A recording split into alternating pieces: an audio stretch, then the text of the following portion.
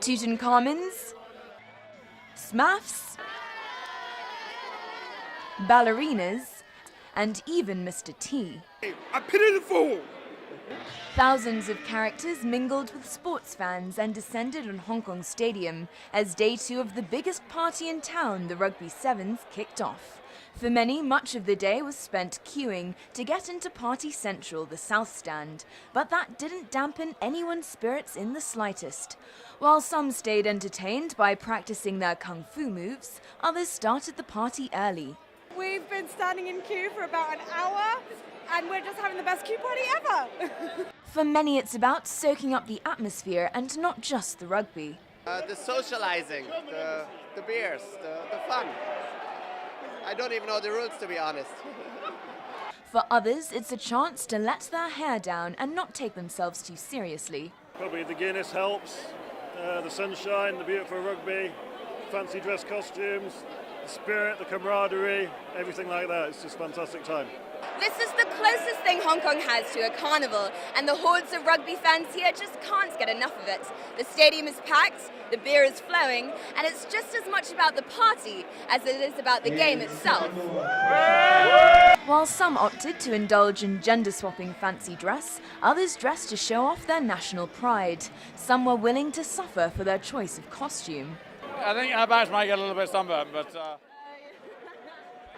But it's first and foremost about rugby, and cheers could be heard from far away as thousands of fans filled the stadium to enjoy the highlight of the sporting calendar. For the hosts, the event has special significance. You grow up kind of going to the Sevens, and so you're sort of part of it, you feel part of it, and all your friends and family are in the stand, so that's nice as well. The tournament is the 5th event on the Sevens World Series calendar and offers more points than any of the others. Success here sets teams up for the final stage in May. New Zealand are at the top of the series table and had a tough match against France. Declan O'Donnell took the lead before Pierre-Gilles Lacafia's try left the match at 7-all. Buxton Papa-Ale crossed to put New Zealand back in front with typical Kiwi flair, and another O'Donnell try sealed a 19-7 win. The team also overcame a determined Portugal today, 19-12. England share the series lead and saw off the US 37-12 to reach the quarterfinals. They were also pushed hard by Japan before overcoming them by 33-14. Samoa also booked their place in the quarters after narrowly beating their Pacific rivals. Tonga took an early lead before Tom Iosefo helped Samoa secure a 24-17 win. The defending champs had earlier beaten Scotland 31-14.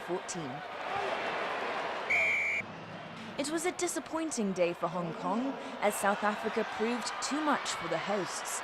Cecil Africa and Chris Stride both scored 2 tries to help take a 45-0 win.